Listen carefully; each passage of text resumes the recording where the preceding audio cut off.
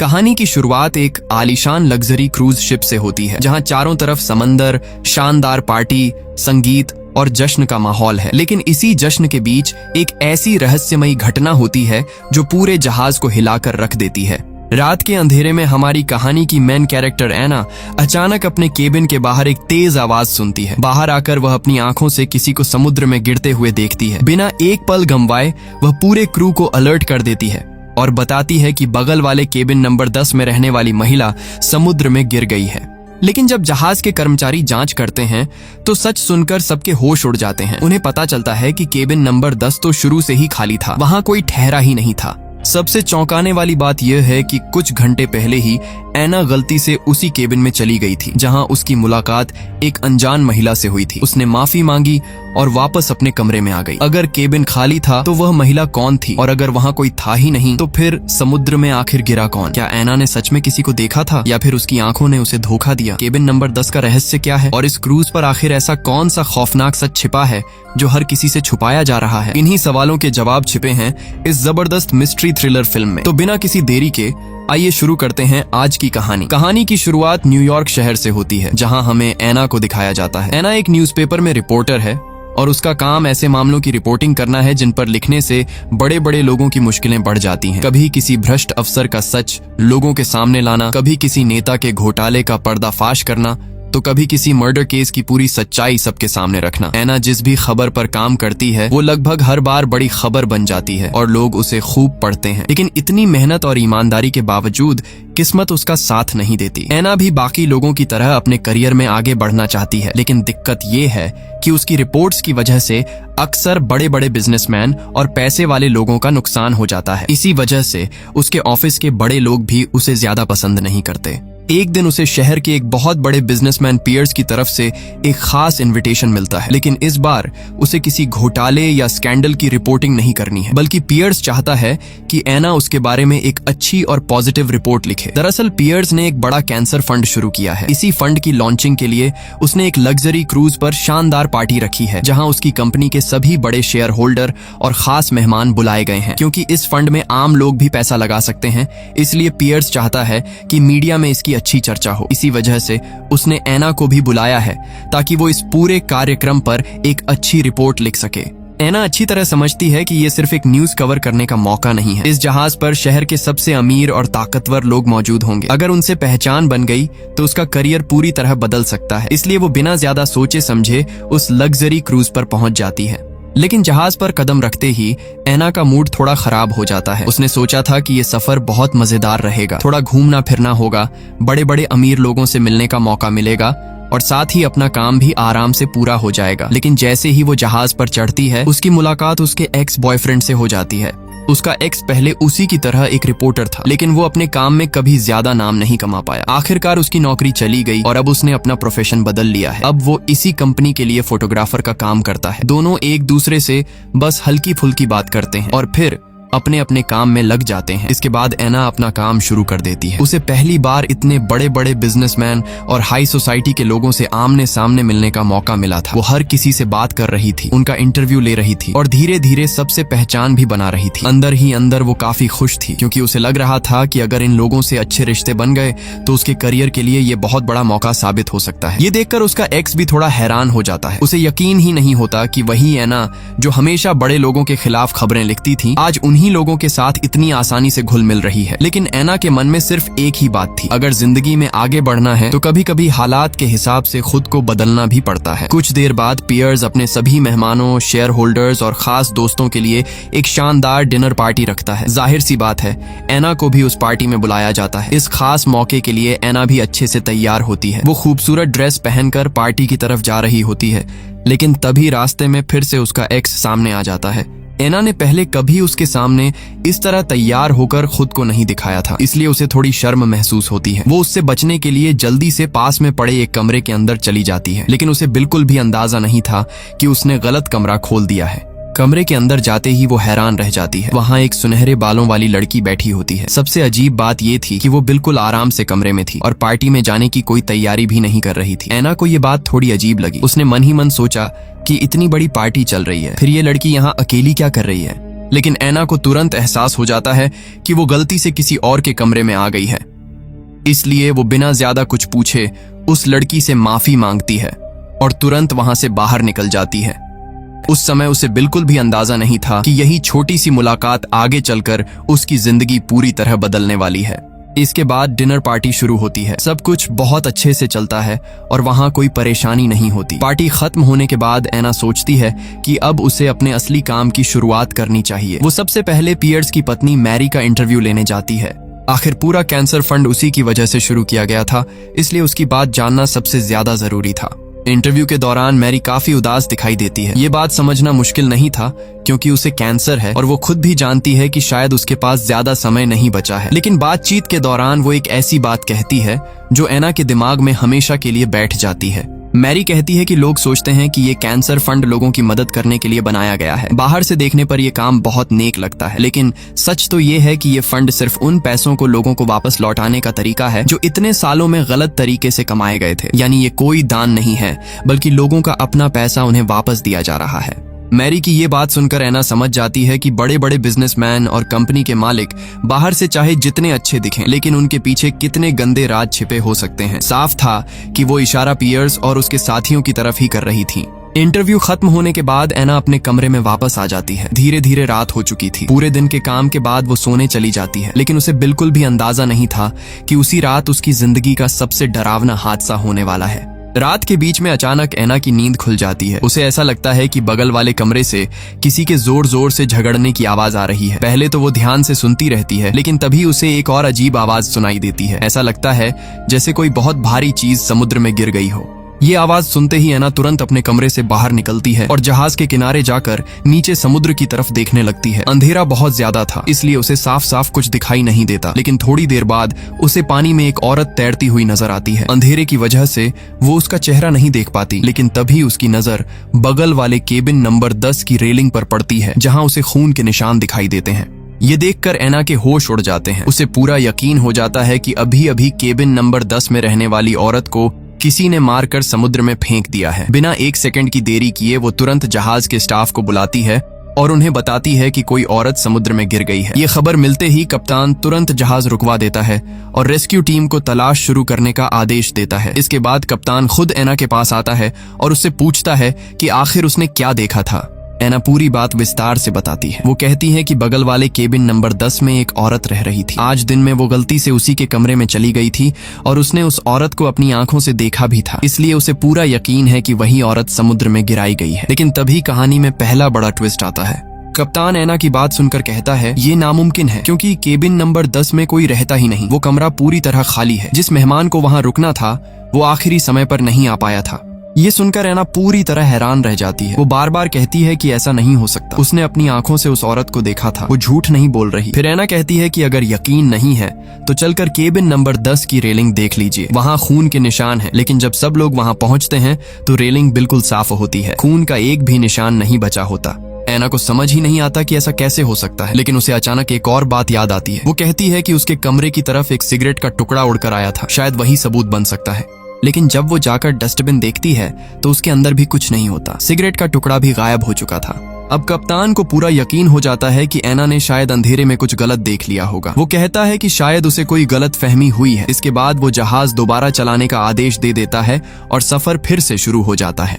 लेकिन ऐना का दिमाग पूरी तरह उलझ चुका था। उसे बार बार वही बात परेशान कर रही थी। उसने अपनी आंखों से एक औरत को देखा था, फिर वो औरत अचानक गायब कैसे हो गई, खून के निशान कहाँ चले गए और सारे सबूत एक ही रात में कैसे साफ हो गए। पूरी रात यही सवाल उसके दिमाग में घूमते रहते हैं। अगली सुबह भी ऐना इस बात को भूल नहीं पाती। वो जितना सोचती है उतना ही उसे लगता है कि कल रात जो उसने देखा था वो बिल्कुल सच था। एक जिंदा इंसान को वो अपनी आंखों से देखकर गलत कैसे पहचान सकती है।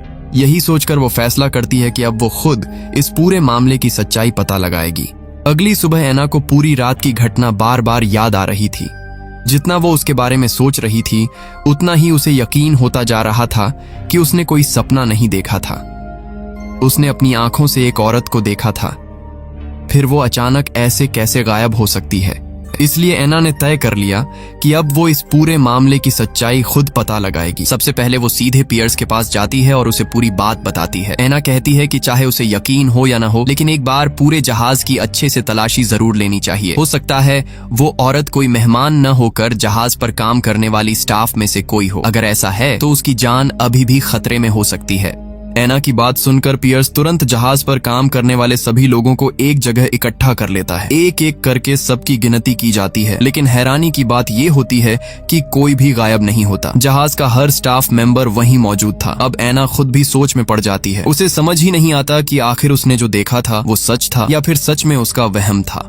इसी बीच अचानक एना के दिमाग में एक बात आती है। उसे याद आता है कि उसका एक्स बॉयफ्रेंड इसी कंपनी में फोटोग्राफर का काम करता है और काफी समय से इनके साथ घूम रहा है। हो सकता है उसके कैमरे में उस सुनहरे बालों वाली औरत की कोई फोटो हो। बस फिर क्या था। एना तुरंत उसके पास जाती है और दोनों मिलकर कैमरे की सारी तस्वीरें देखने लगते हैं। काफी देर तक फोटो देखने के बाद आखिरकार उन्हें वही लड़की दिखाई दे जाती है, वही सुनहरे बालों वाली औरत जिसे एना ने केबिन नंबर 10 में देखा था। अब एना को पूरा यकीन हो जाता है कि वो कोई सपना नहीं था, वो औरत सच में इस जहाज पर मौजूद थी। ये फोटो मिलते ही एना बिना देर किए उसे लेकर सीधे पियर्स के पास पहुंच जाती है। वो फोटो दिखाकर कहती है कि अब तो साफ सबूत है, अब इस औरत को ढूंढना चाहिए और पता लगाना चाहिए कि वो कहाँ है।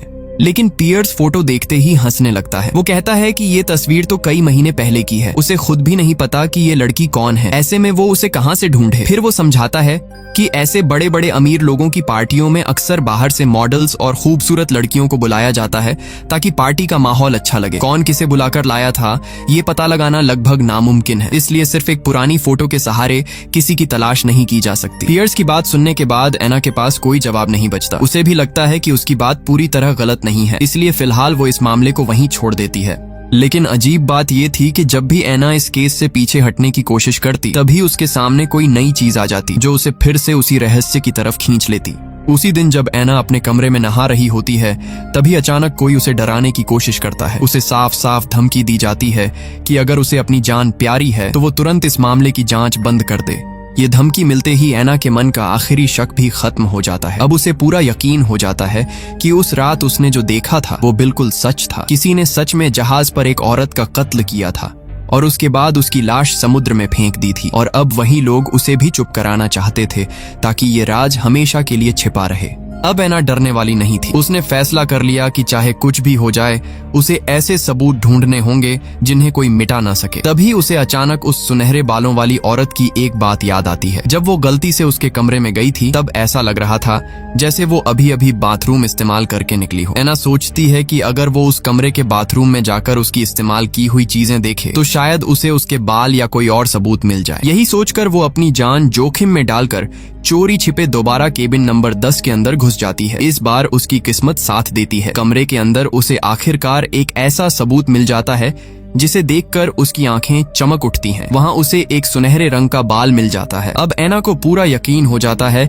कि उस कमरे में सचमुच कोई औरत रह रही थी और उसकी बात बिल्कुल सही थी। वो तुरंत वो बाल लेकर अपने एक्स बॉयफ्रेंड के पास पहुंचती है और कहती है, देखा, मैं शुरू से सच कह रही थी। केबिन नंबर 10 खाली नहीं था, वहां कोई औरत रह रही थी और मुझे पूरा यकीन है कि उसी का कत्ल किया गया है। लेकिन एना का एक्स बॉयफ्रेंड उसकी बात सुनकर बिल्कुल भी हैरान नहीं होता। वो बहुत शांत होकर कहता है, मान लो तुमने ये साबित भी कर दिया कि केबिन नंबर 10 में कोई औरत रह रही थी, तो उससे क्या बदल जाएगा। हम इस समय उन लोगों के बीच फंसे हुए हैं जिनके पास बहुत पैसा, ताकत और पहुंच है। यहाँ मौजूद लगभग हर इंसान किसी न किसी बड़े आदमी से जुड़ा हुआ है। ऐसे लोगों से लड़ना हमारे जैसे आम लोगों के बस की बात नहीं है। अगर हमें अपनी नौकरी भी बचानी है और इस जहाज से जिंदा उतरना भी है, तो सबसे अच्छा यही होगा कि हम कुछ भी न देखें और कुछ भी न जाने। एना उसके शब्दों के बारे में सोचने लगती है। उसे भी धीरे धीरे एहसास होता है कि वो गलत नहीं कह रहा। आखिर सामने जिन लोगों से उसका सामना है वो बहुत ताकतवर हैं। अगर वो ज्यादा आगे बढ़ी तो उसकी अपनी जान भी खतरे में पड़ सकती है। यही सोचकर एना कुछ समय के लिए खुद को शांत कर लेती है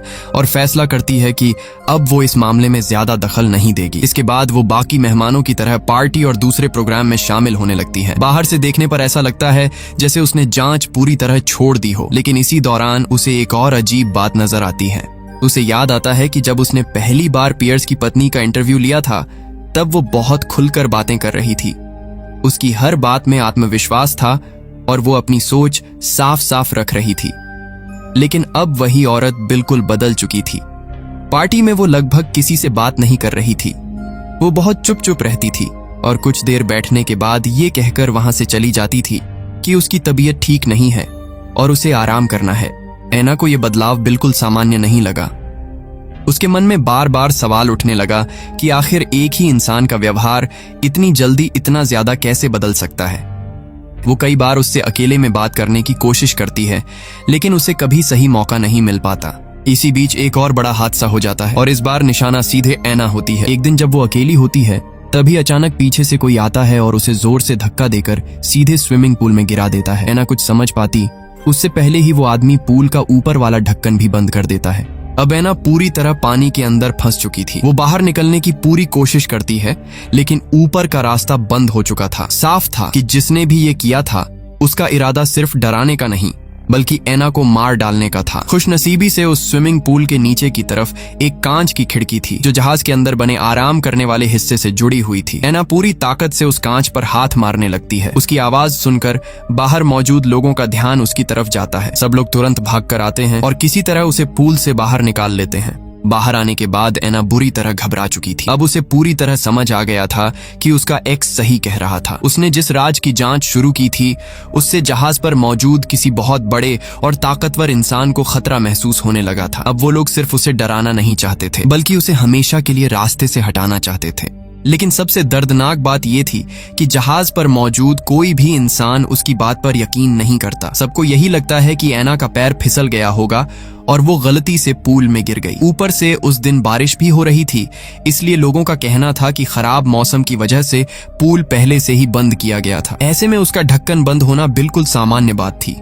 अब ऐना के पास अपनी बात साबित करने का कोई तरीका नहीं बचा था। वो चाहकर भी किसी को सच्चाई नहीं बता पा रही थी। तभी उसे अचानक याद आता है कि उसके पास तो अभी भी सबसे बड़ा सबूत मौजूद है, वही सुनहरे बाल जो उसे केबिन नंबर 10 से मिले थे। अगर वो बाल सबको दिखा दे तो कम से कम ये तो साबित हो जाएगा कि उस कमरे में सचमुच कोई औरत रह रही थी। लेकिन अगले ही पल उसके पैरों तले जमीन खिसक जाती है। ऐना को अचानक याद आता है कि जब लोगों ने उसे स्विमिंग पूल से बाहर निकाला था तब उसके भीगे हुए कपड़े और कोट भी स्टाफ अपने साथ ले गए थे ताकि उन्हें साफ किया जा सके। और वही सुनहरे बाल जो उसके सबसे बड़े सबूत थे उसके कोट की जेब में रखे हुए थे।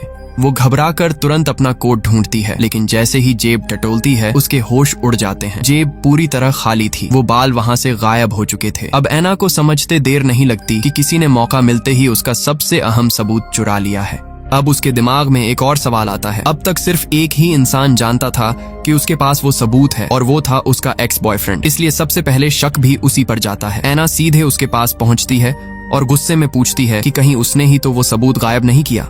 लेकिन उसका एक्स तुरंत सफाई देता है। वो कहता है, मैंने तुम्हारा सबूत नहीं चुराया, लेकिन मुझसे एक बहुत बड़ी गलती जरूर हो गई। वो बताता है कि कुछ देर पहले वो पियर्स और बाकी अमीर मेहमानों के साथ बात कर रहा था। बातचीत के दौरान उससे गलती से ये बात निकल गई कि ऐना को केबिन नंबर 10 से एक अहम सबूत मिला है। उसे बिल्कुल अंदाजा नहीं था कि उसकी ये छोटी सी बात इतनी बड़ी मुसीबत बन जाएगी। ये सुनते ही ऐना का सिर पकड़ लेने का मन करता है। उसे समझ नहीं आता कि वो गुस्सा करे या रोए। उसे लगता है कि उसका एक्स सिर्फ एक्स बॉयफ्रेंड ही नहीं बल्कि सबसे बेकार साथी भी है। उसकी एक गलती की वजह से अब दुश्मनों को भी पता चल गया था कि ऐना के पास सबूत था। अब ऐना के पास करने के लिए कुछ बचा नहीं था। वो फैसला करती है कि अब वो किसी तरह चुपचाप इस जहाज पर रहेगी और जैसे ही जहाज किनारे लगेगा वो बिना किसी झंझट के वहां से निकल जाएगी। लेकिन उसी रात कहानी फिर से ऐसा मोड़ लेती है जिसकी उसने बिल्कुल उम्मीद नहीं की थी। रात के समय अचानक उसके कमरे के दरवाजे पर दस्तक होती है। ऐना एक पल के लिए डर जाती है। उसे लगता है कि शायद इस बार उसे सच में मारने लोग आए हैं। लेकिन जैसे ही वो दरवाजा खोलती है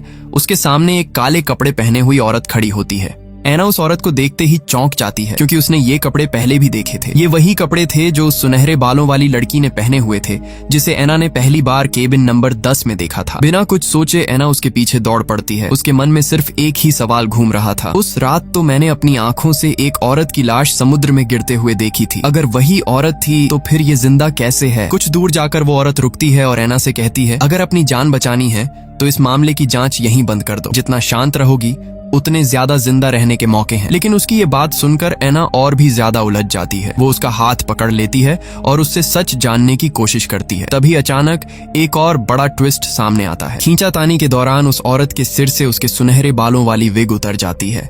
विग उतरते ही एना उसकी असली शक्ल देखकर पूरी तरह सन्न रह जाती है, क्योंकि उसके सामने कोई और नहीं बल्कि पियर्स की पत्नी खड़ी थी। एना अभी उससे कुछ पूछ भी नहीं पाती कि तभी वो औरत अचानक अपना आपा खो बैठती है। वो एना पर हमला कर देती है, उसे बेहोश कर देती है और फिर उसे जहाज के नीचे बने एक बंद कमरे में कैद कर देती है।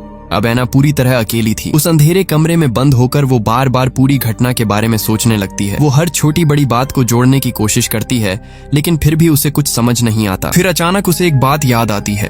उसे याद आता है कि जिस रात उसने समुद्र में लाश गिरते हुए देखी थी, उसके अगले दिन से ही पियर्स की पत्नी का व्यवहार पूरी तरह बदल गया था। पहले वो खुलकर बात करती थी, लेकिन उसके बाद वो हर समय डरी हुई, चुप और सहमी सहमी रहने लगी थी। यहीं से एना के दिमाग में एक बहुत बड़ा शक पैदा होता है। उसे लगने लगता है कि जिस औरत को अभी तक सब लोग पियर्स की पत्नी समझ रहे हैं, शायद वो असली पत्नी है ही नहीं, बल्कि असली पत्नी की जगह केबिन नंबर 10 में रहने वाली वही सुनहरे बालों वाली औरत उसकी जगह बनकर रह रही है। यहीं से एना पहली बार इस पूरे खेल की असली सच्चाई के बेहद करीब पहुंच जाती है। कुछ देर बाद वही सुनहरे बालों वाली लड़की फिर से एना के पास आती है। इस बार एना बिना डरे सीधे उससे कहती है कि अब उसे सब कुछ समझ में आ गया है। जिस औरत को अब तक सब लोग पियर्स की पत्नी समझ रहे हैं, वो असली पत्नी नहीं है। असली पत्नी की जगह वही लड़की उसकी पहचान लेकर सबके सामने उसकी एक्टिंग कर रही है। एना की ये बात सुनते ही लड़की समझ जाती है कि अब उससे सच्चाई छिप नहीं सकती, इसलिए वो आखिरकार सब कुछ सच सच बता देती है। वो कहती है कि एना का शक बिल्कुल सही है। पियर्स ने ही उसे पैसे देकर अपनी पत्नी का किरदार निभाने के लिए रखा था। उसने सोशल मीडिया पर उसकी तस्वीर देखी थी, क्योंकि उसकी शक्ल अपनी पत्नी से काफी मिलती जुलती थी। इसी वजह से उसने उसे इस पूरे प्लान का हिस्सा बनाया था। अब यहाँ फिल्म का एक पुराना सीन भी समझ में आता है। याद होगा जब एना ने पहली बार पियर्स की पत्नी का इंटरव्यू लिया था, तब उसने एक बात कही थी कि ये कैंसर फंड पियर्स ने उसके लिए नहीं बनाया, बल्कि वो खुद ये फंड शुरू करना चाहती थी। यानी पियर्स जो सबके सामने कह रहा था, असलियत उससे बिल्कुल अलग थी। सच तो ये था कि पियर्स की पत्नी चाहती थी कि इतने सालों में उनकी कंपनी ने लोगों से जो पैसा गलत तरीके से कमाया है, वो सब वापस लोगों की भलाई में लगाया जाए। उसे लगता था कि उन्होंने अपनी जिंदगी में बहुत गलत काम किए हैं और अब उन पैसों से लोगों की मदद करके अपनी गलतियों का कुछ प्रायश्चित करना चाहिए। लेकिन पियर्स को ये बात बिल्कुल मंजूर नहीं थी। उसे सिर्फ अपनी दौलत और कंपनी पर कब्जा चाहिए था। दिक्कत ये थी कि कंपनी की असली मालिक उसकी पत्नी थी। सारे बड़े फैसले उसी के हाथ में थे और पियर्स खुद सिर्फ नाम का मालिक था। इसलिए उसने एक बहुत ही खतरनाक प्लान बनाया। उसने अपनी पत्नी का कत्ल कर दिया और फिर उसकी जगह इस लड़की को बैठा दिया, ताकि वही उसकी पत्नी बनकर सबके सामने कागजों पर साइन करे और पूरी कंपनी की हिस्सेदारी पियर्स के नाम ट्रांसफर कर दे। इसी वजह से उसने इस लग्जरी क्रूज पर सभी बड़े शेयर होल्डर्स और खास मेहमानों को बुलाया था। बाहर से देखने पर ये एक चैरिटी फंड का कार्यक्रम लग रहा था, लेकिन असल में पियर्स इसी मौके पर पूरी कंपनी अपने नाम करवाने वाला था। लेकिन उसके पूरे प्लान में एक बहुत बड़ी रुकावट आ गई और वो थी एना। उस रात जब पियर्स ने अपनी असली पत्नी का कत्ल किया, तब एना ने अनजाने में सब कुछ देख लिया था। तभी से वो पियर्स के लिए सबसे बड़ा खतरा बन गई। इतनी बड़ी सच्चाई जानने के बाद एना उससे पूछती है कि अगर वो शुरू से पियर्स के साथ मिली हुई थी, तो फिर उसने उसकी जान क्यों बचाई? वो चाहती तो उसे भी मरने दे सकती थी। लड़की कुछ देर चुप रहती है, फिर धीरे धीरे बताती है कि जब उसने ये काम स्वीकार किया था, तब उसे सिर्फ इतना बताया गया था कि उसे कुछ दिनों के लिए किसी और औरत का रोल निभाना है। उसे बिल्कुल भी नहीं पता था कि इस प्लान में किसी का मर्डर भी होने वाला है। लेकिन जब उसने अपनी आंखों से पियर्स को अपनी पत्नी का कत्ल करते देखा, तब वो खुद भी डर गई। इसके बाद जब पियर्स ने एना को भी मारने की कोशिश की, तब उसे पूरी तरह समझ आ गया कि जिस आदमी ने अपनी पत्नी को नहीं छोड़ा, वो काम पूरा होने के बाद उसे भी जिंदा नहीं छोड़ेगा। इसी डर की वजह से उसने पहले भी कई बार एना को इशारों में जांच बंद करने की सलाह दी थी, ताकि उसकी जान बच सके। एना उसकी पूरी बात ध्यान से सुनती है और फिर उसे समझाने की कोशिश करती है। वो कहती है कि अब भी सब कुछ खत्म नहीं हुआ है। अगर वो अभी भी पियर्स पर भरोसा करेगी, तो आखिर में उसका भी वही हाल होगा। जिस इंसान ने अपनी पत्नी को सिर्फ पैसे के लिए मार दिया, वो किसी और की जिंदगी की क्या कीमत समझेगा? अगर दोनों को जिंदा बचना है, तो उन्हें मिलकर पियर्स का सच सबके सामने लाना होगा। एना की बातें सुनकर लड़की भी सोच में पड़ जाती है। काफी देर तक चुप रहने के बाद वो कहती है कि जब जहाज किनारे लगेगा, तब वो पीछे का दरवाजा खुला छोड़ देगी, ताकि एना चुपचाप वहाँ से निकल सके।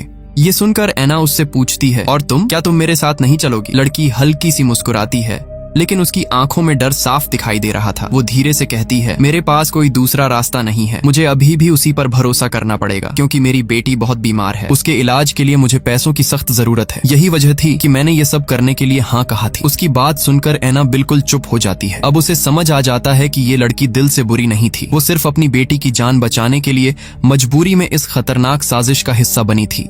ऐना उसकी मजबूरी समझ चुकी थी, इसलिए उस समय उसने उससे ज्यादा बहस नहीं की। थोड़ी ही देर बाद जहाज किनारे पहुंचने वाला था। दूसरी तरफ पियर्स खुद उस लड़की को अपने साथ लेकर शेयर ट्रांसफर की आखिरी मीटिंग के लिए निकल जाता है। इधर ऐना भी पीछे वाले रास्ते से चुपचाप जहाज से उतरकर वहां से निकलने वाली थी, लेकिन जैसे ही वो बाहर जाने लगती है उसके कदम रुक जाते हैं। वो सोचने लगती है कि अगर वो अभी यहाँ से भाग गई तो पियर्स अपना पूरा प्लान आसानी से पूरा कर लेगा। फिल्म की शुरुआत से ही हम देख रहे थे कि ऐना अपने ऑफिस में कभी वो पहचान नहीं बना पाई जिसकी वो हकदार थी। अब उसके सामने जिंदगी का सबसे बड़ा मौका खड़ा था। अगर वो इस पूरे मर्डर और प्रॉपर्टी हड़पने की साजिश का सच दुनिया के सामने ले आए तो वो सिर्फ एक बड़ी पत्रकार ही नहीं बनेगी, बल्कि उस बेगुनाह लड़की की जान भी बचा सकेगी जिसे पियर्स अपना काम खत्म होते ही शायद मार डालता। यही सोचकर ऐना वापस मुड़ जाती है। उसे याद आता है कि जब उसने पियर्स की असली पत्नी का इंटरव्यू लिया था तब उसने अपने हाथों से कुछ नोट्स और एक ड्राफ्ट लिखा था। अगर वो कागज मिल जाए तो ये साबित किया जा सकता है कि अभी पियर्स के साथ जो औरत घूम रही है वो असली पत्नी नहीं है, क्योंकि असली पत्नी की लिखावट और उसके विचार उन कागजों में साफ मौजूद होंगे। बस यही सबसे बड़ा सबूत बन सकता था। ऐना तुरंत पियर्स की पत्नी के कमरे की तरफ भागती है ताकि वो इंटरव्यू वाले कागज ढूंढ सके, लेकिन तभी पियर्स के आदमियों की नजर उस पर पड़ जाती है। दरअसल जब पियर्स को पता चला कि ऐना गायब है तभी उसे शक हो गया था कि वो चुप बैठने वाली नहीं है। इसीलिए उसने पहले ही कप्तान और अपने आदमियों को आदेश दे दिया था कि ऐना को ढूंढो और मौका मिलते ही उसे हमेशा के लिए खत्म कर दो। यहीं आकर ऐना को एक और बड़ी सच्चाई समझ में आती है। अब उसे एहसास होता है कि इस जहाज पर सिर्फ मेहमान ही असली थे, बाकी लगभग सभी लोग, चाहे वो स्टाफ हो, वेटर हो या फिर खुद कप्तान, सब पियर्स के साथ मिले हुए थे। तभी तो उस रात किसी ने भी उसकी बात पर भरोसा नहीं किया था और हर सबूत कुछ ही मिनटों में गायब कर दिया गया था। कुछ ही देर में पियर्स के आदमी ऐना को पकड़ लेते हैं। वो उसे मारने ही वाले होते हैं कि तभी अचानक उसका एक्स बॉयफ्रेंड वहां पहुंच जाता है। इस बार वो बिना डरे ऐना की मदद करने के लिए उन लोगों से भिड़ जाता है। पहली बार वो सच में ऐना के लिए खड़ा होता है, लेकिन अफसोस ये लड़ाई ज्यादा देर नहीं चल पाती। पियर्स के आदमी बहुत ज्यादा थे, वो सब मिलकर उस पर टूट पड़ते हैं। किसी तरह ऐना वहां से बच निकलती है, लेकिन उसका एक्स वहीं मारा जाता है। अपने एक्स की मौत देखकर ऐना पूरी तरह टूट जाती है। वो चाहती तो उसी वक्त वहां से भाग सकती थी, लेकिन अब ये लड़ाई सिर्फ एक खबर की नहीं रह गई थी। अब इसमें उसके एक्स की जान भी जा चुकी थी, इसलिए उसने फैसला कर लिया कि चाहे कुछ भी हो जाए वो पियर्स को बेनकाब करके ही रहेगी।